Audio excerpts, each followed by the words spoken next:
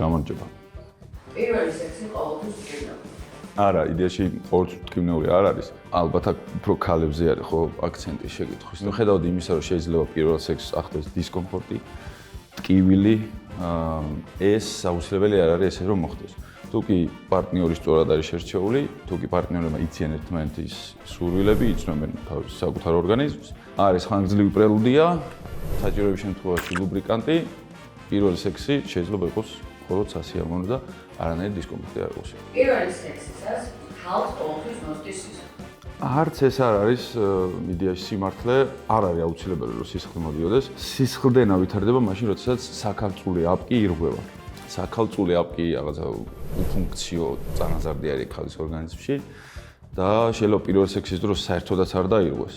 ან დაირღვეს და საერთოდაც არ იყოს სისხლდენა. იმიტომ რომ სხვადასხვა ფორმის არსებობს, სხვადასხვა ზომის არსებობს, ის შეიძლება დაირღვეს სხვადასხვა სპორტული აქტივობების დროს, ტრავმის დროსაც და ასე შემდეგ და ასე შემდეგ. პირველი სექსისას ორგაზმს ვერ განიცდის.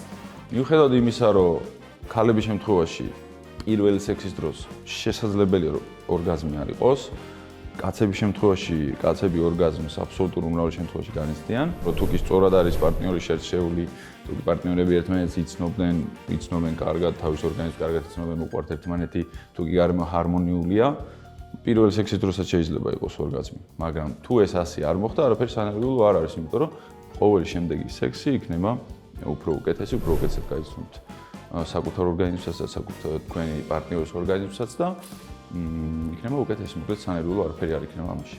ამბობენ რომ პირველი სექსის დროს ადამიანები არ ორსულდებიან. მაგის იმედად მოიქნებით.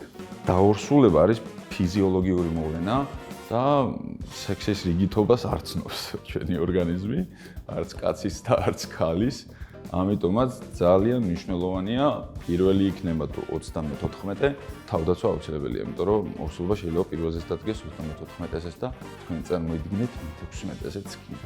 პირველი სექსის დროს სგგ არ გადადის. ხო, ესეც პირველი წინამით მსგავს სქესობრივად გადამდები დაავადებები, ბაქტერიები, ვირუსები, პარაზიტები და ასე შემდეგ.